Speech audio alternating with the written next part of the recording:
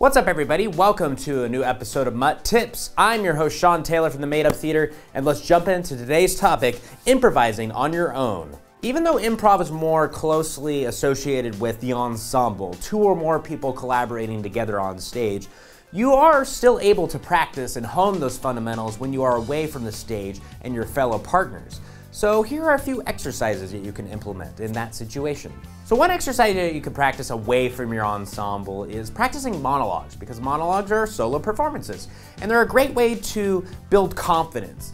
And they're a way for you to just kind of riff on some type of idea without actually judging your idea. Just go with the flow. So if you're in like your living room or your bedroom or someplace, go over and look at an object, point at it, or even grab it if you want to, and just like perform like a 30-second monologue based on it. Just make up information about it, improvise freely without judging what you're saying. So for example, I might grab this highlighter and be like, this highlighter here at Office Depot, it highlights various rules here in the break room that every hour we get a 5-minute break. We are also entitled to green M&Ms placed in glass containers that we can see to make sure that those M&Ms are always restocked. And just keep going for like 30 seconds. You can even go longer if you want. And the purpose of it is that you're just kind of going with the flow and improvising and not judging. You're practicing your confidence. So remember, remain committed to your character, whatever it is, your passion, your philosophy. How do you feel about this object? Start with an emotion and build from there.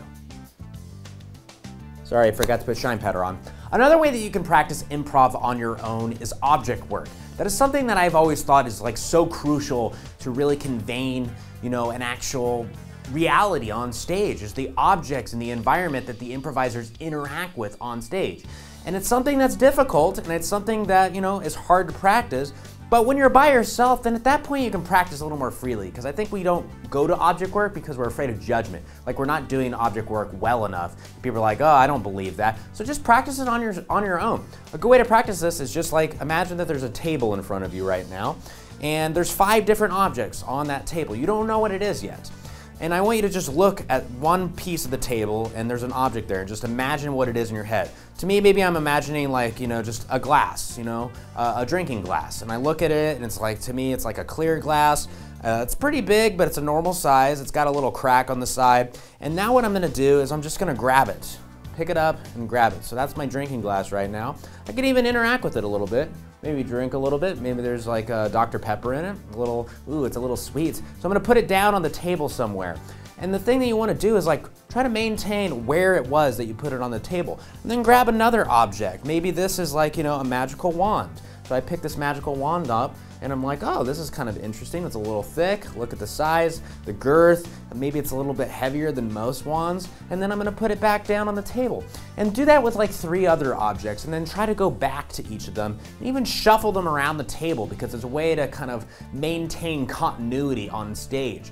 And it also shows the details that you're putting into each object.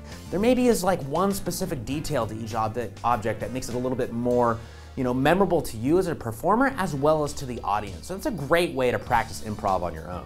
Another way to practice improv on your own is through observation, which can translate to just people watching.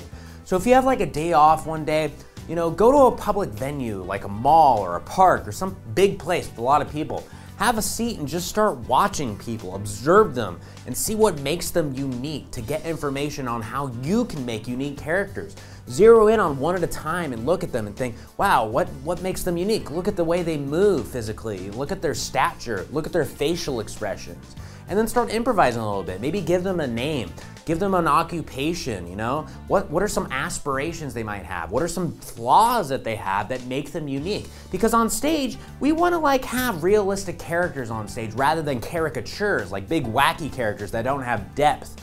If we can actually take people that we've observed, whether they're family members or close friends or acquaintances or just strangers that we observed during the day, we can take that information and turn it into our own unique interpretation of a character and put it on stage, and the audience is going to empathize with it a lot more. And before concluding this video, one more thing to discuss is the need to actually improvise on your own. Because a lot of people who feel the need to improvise on their own are people who do improv a lot, maybe 4 to 5 times a week. And they think, well, I gotta do one more day, but I don't have anybody to do it with, so I need to do it on my own. And that's something to look at, because you don't wanna get burnt out on doing improv so much to the point where it actually causes you to plateau a little bit. And my advice is, if you're not doing improv, you're still doing improv, right? So for example, if you go and read a book, you're technically improvising because you're doing something that you made a choice to do. If you go and watch a movie, you have just improvised. You made a choice to go watch a movie. You know, if you're learning an instrument or learning how to paint, you know, these are all choices, and they're all creating a new, unique version of yourself with new experiences. And that's going to benefit you as a person, and thus it's going to benefit you on the stage. So really look at how much you do improv. If you do it a lot throughout the week, stick with that. And the other times, do stuff that isn't improv, because that is going to help you become a better improviser, because it's going to be helping you become just a better person and a more knowledgeable person and a more deep person. And ladies and gentlemen, that concludes this episode of MUT Tips. Thank you so much for watching. If you enjoyed the video, like it down below or comment with something you'd like addressed in a future video. Also remember to subscribe on YouTube and follow us on Facebook to be informed about upcoming information, videos, and all that fun stuff we have here at Made Up Theater. Thank you so much, everybody. I'll see you next week for another episode of MUT Tips. Bye.